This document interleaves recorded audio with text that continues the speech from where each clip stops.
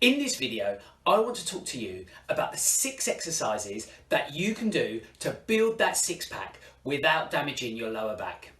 Don't forget, if you like our content and you want to see more from us and more videos to help with your health and well-being, make sure you subscribe to our channel and hit the bell so that we can notify you as soon as we launch any new content.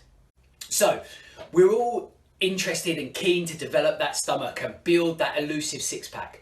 The downside is the conventional ways that we attribute to doing this can be the classic kind of sit-up exercise. The problem with this exercise is it creates a lot of flexion at the spine, and this flexion at the spine can create a lot of pressure into the lower back. So it's very common that here in clinic we see people who have adopted a big sit-up routine developing lower back pain. So what I want to do is talk through some of the exercises that we recommend so that you can still be working those stomach muscles without damaging your lower back.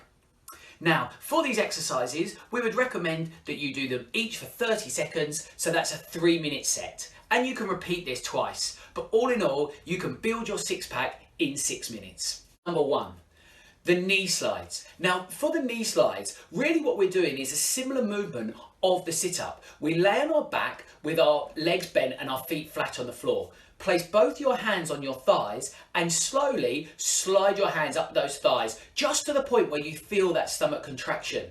Again, we can contract this stomach without creating excessive flexion at the spine. So you just slide those hands up the thighs and back down again, making sure that you're keeping your back as flat as possible and getting a good contraction from the stomach at the same time.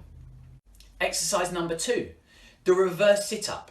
Now the reverse sit-ups are simply what they say. With a sit-up, we look to drive our chest towards our knees. So all we're looking to do is the opposite. So we lay on our back and bring our knees up towards the chest and then slowly lower them back down towards the floor. So we are completing the same movement as a sit-up, just in the opposite order. But this allows us to keep our back flat and under much less pressure than a conventional sit-up. Exercise number 3, the heel taps. Now the heel taps target an area of the stomach often forgotten, but is really helpful in developing the overall stomach complex, and is very good aesthetically as well, and that's the oblique areas.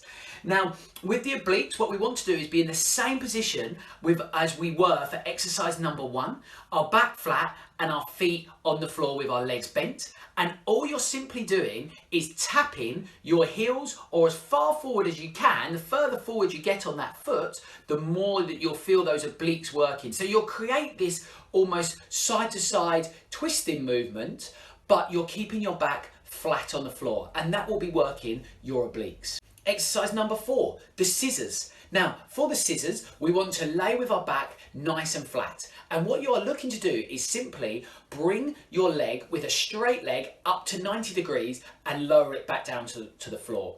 As you start lowering that leg down towards the floor, the other leg starts coming up. And you repeat this process. So you end up getting this scissoring motion of lifting your leg up and then lowering it down while the other one comes back up. Now, important tips are on the lowering of the leg, the downward phase, keep that as slow as possible to really keep those stomach muscles under tension for as long as possible. And again, this is done with your back nice and flat, so you're creating that stomach contraction without creating excessive pressure in the lumbar spine. Exercise number 5.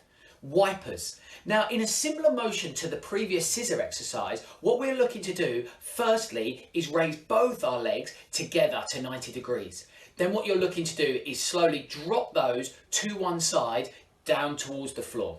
Then you bring those back up to the middle and over to the other side, back to the middle and over to the other side, so that you're creating this wiper motion of side to side. And this should really be feeling in the stomachs and the obliques as well. Now, with this exercise, you can intensify it or sort of modify it, make it slightly easier. When you drop your legs down to one side, if you allow your heels to go into the floor and take some of that tension out, that will make the exercise easier. If you go as low as possible, as slow as possible, and just keep your heels the tiniest bit off of the floor, you'll be intensifying that exercise. Exercise number 6, Supermans. Now, this is an exercise that you might be familiar with through Pilates and things. And when done correctly, it's a surprisingly difficult exercise. I think initially people look at this exercise and think that it might be quite easy, but when done well, it's a really good core workout and will overall help with that stomach development. So you go into what we term a 4-point kneel. Knees on the floor and hands on the floor below our shoulders and knees below our hips. Now, what you're looking to do is to lift one arm forwards and at the same time lift the opposing leg backwards. So if you're lifting your left arm forwards, your right leg comes back. Now, the crucial thing about this exercise and how you can do it well to create the desired effect is that your back does not move. Now, what you might find is that you want to rock to one side. If you restrict that rock, you will feel that your stomach muscles are the things that are working to have to do that. So again, keeping that back nice and flat, this is a really good exercise for people if you don't want to cause lower back pain or if you currently suffer with lower back pain as a way of developing those core muscles.